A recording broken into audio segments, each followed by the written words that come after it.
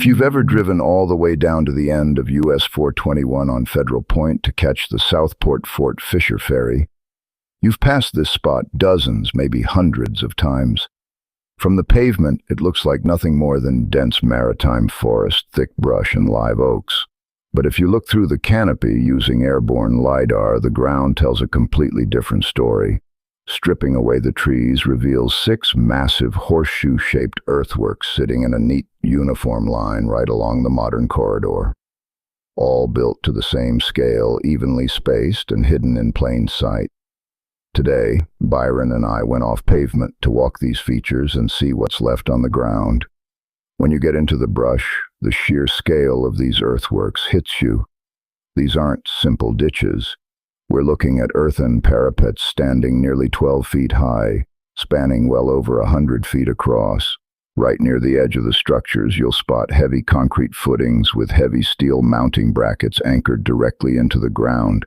These weren't built for temporary shelters. They held heavy infrastructure.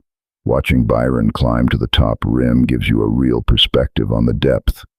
The walls form a massive protective crescent designed to deflect horizontal blast force and shield whatever was parked inside from direct coastal observation. So, what are we actually looking at? These are U.S. Army revetments built in 1942.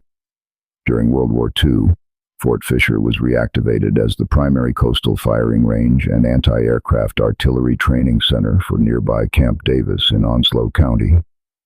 Thousands of artillerymen trained right on these sands, firing .50 caliber heavy machine guns, 40mm Bofors, and massive 90mm anti-aircraft cannons out over Onslow Bay.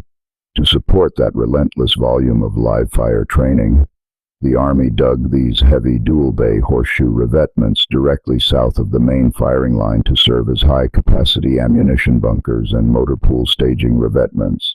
The open ends faced away from the beach, allowing trucks to back directly in, unload tons of live ordnance under heavy camouflage, and get back out safely. Here's where the landscape archaeology gets really fascinating. Where did the Army get the tens of thousands of cubic yards of sand required to build these 12-foot-high revetments in 1942? They took it straight from Battery Buchanan. Just a stone's throw to the west sits Battery Buchanan, the massive Confederate citadel completed in 1865 that held 4 heavy naval guns commanding New Inlet and served as the last fallback point during the Second Battle of Fort Fisher.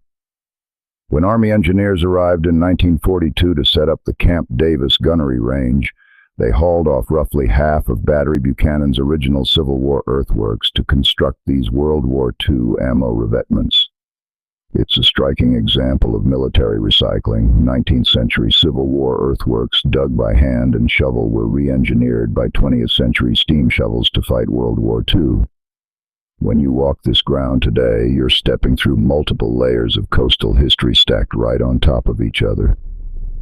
The cedar trees and maritime scrub have reclaimed the slopes, but the military profile remains intact. Without LiDAR technology, these features blend completely into the topography of Federal Point. But once you know what to look for, you realize that the forest between Battery Buchanan and the ferry terminal isn't just wilderness. It's a preserved military landscape carrying the footprints of 2 major American conflicts. Next time you're heading down to catch the ferry, slow down right before the landing and look into the woods to your left. You're driving right past the heavy defenses of 1942.